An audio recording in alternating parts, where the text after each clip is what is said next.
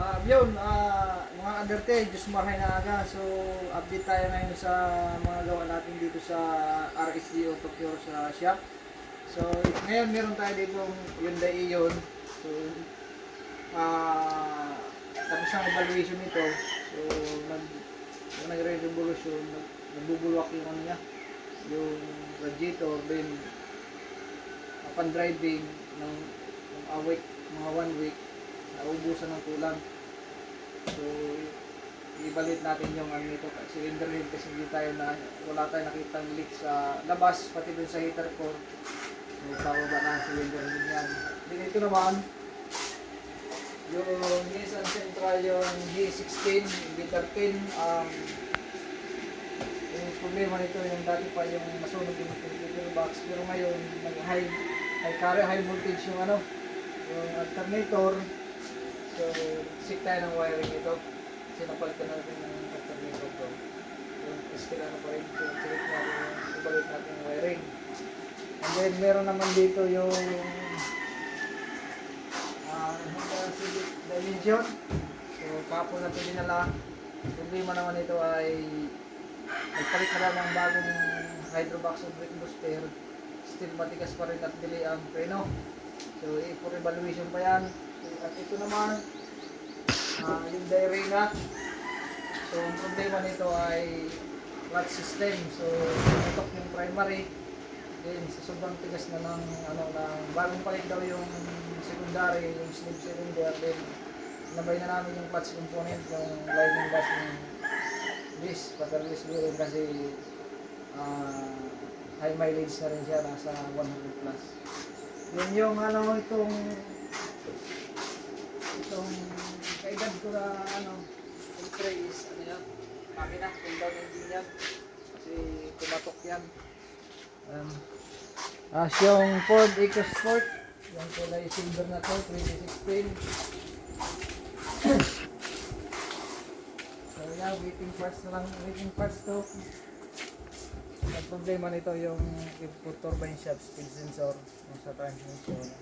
So, waiting parts siya. I-order natin sa Manila. Tapos dito naman nalabas.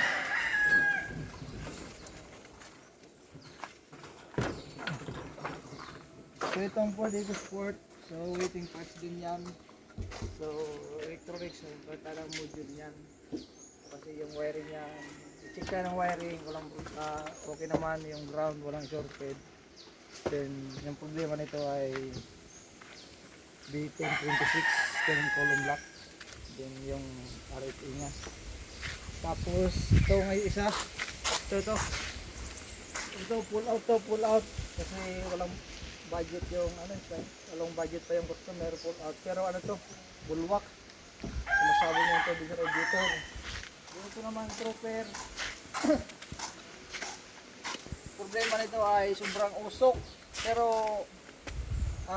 may problema pa ito sa starter motor kasi hindi nagre-load. Binaba na namin yung starter motor. Then, gusto namin na ipalitan kasi sabi ng customer, na to ay pinagawa na. Sabi ko, palitan na lang ng bago para iwas sakit ng ulo. Yan. And doon naman sa dito. So yun na yung accent. RDI at back. Problema lang ito yung brake system, yung nagtagas yung rear brake rear piston caliper nya. So okay na to for observation na lang kung may leak, nagtagas body adjustment na natin. Then ito pa, ito ay problema nito, yung hino na to ay wiring. Yung dashboard niya, pakita mo yung loob, dashboard. Pakita mo yung loob niya. Yan, wasak-wasak yung niya.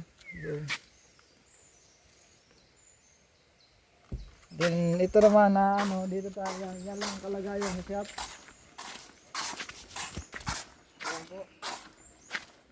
Medyo ngayon, back. So yun lamang po at maraming salamat. Kung gusto naman po magpagawa, by schedule muna po tayo kasi wala nang space. So, yun lamang po and maraming salamat and God bless everyone.